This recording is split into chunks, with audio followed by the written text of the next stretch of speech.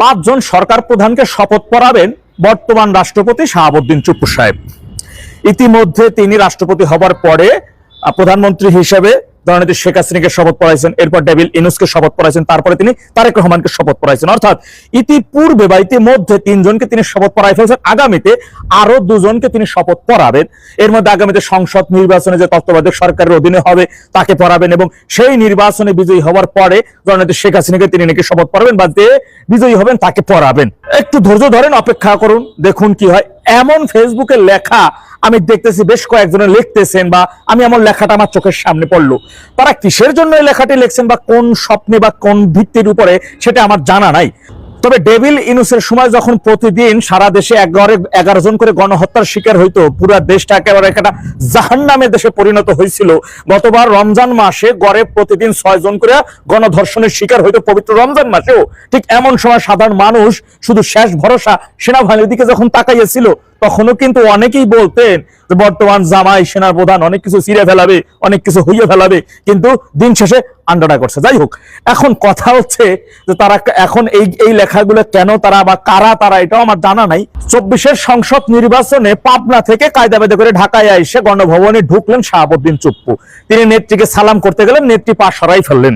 তিনি তখন একটু ভিতরে অনেক কষ্ট পাইলেন যে তিনি এমন কোনো আকাম করছে কিনা যে প্রধানমন্ত্রী তার সালাম গ্রহণ করলেন না, সইরা গেলেন।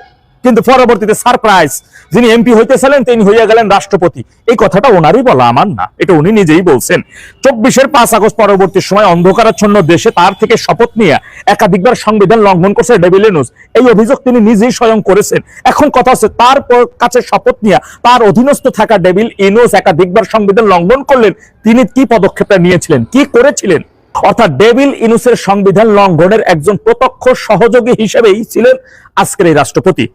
সাম্প্রতিক আজকে তিনি সংসদের মতো পবিত্র স্থানে দাঁড়াইয়াও যেভাবে আওয়ামী লীগকে ফ্যাসিস্ট এবং দুর্নীতিতে চ্যাম্পিয়ন ছিল, এমন কথা যখন তিনি বলতেছিলেন, আসলে এইগুলো যে আমাদের ঘরের মধ্যে থাকা আমাদের এই ব্যক্তিগণেরা যাদের সেই পায়ে সালাম দেওয়া থেকে শুরু করে যার প্রত্যাশা ছিল সামান্য রাষ্ট্রপতি, সামান্য এমপি হওয়ার, তাকে বসাই দেওয়া হলো রাষ্ট্রপতি, মানে বিড়ালের গলায় ঝুনঝুনি বাজালে যা হয় আর কি।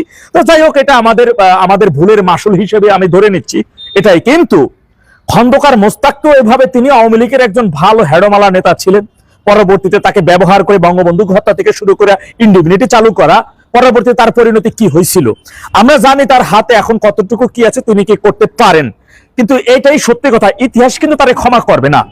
বদরুজ্জামান চৌধুরী বিএনপির মনোনীত রাষ্ট্রপতি ছিলেন। তাকে বলা হয়েছিল, সেই রাষ্ট্রপতিকে বলা হয়েছিল জিয়ার কবরে যাইয়া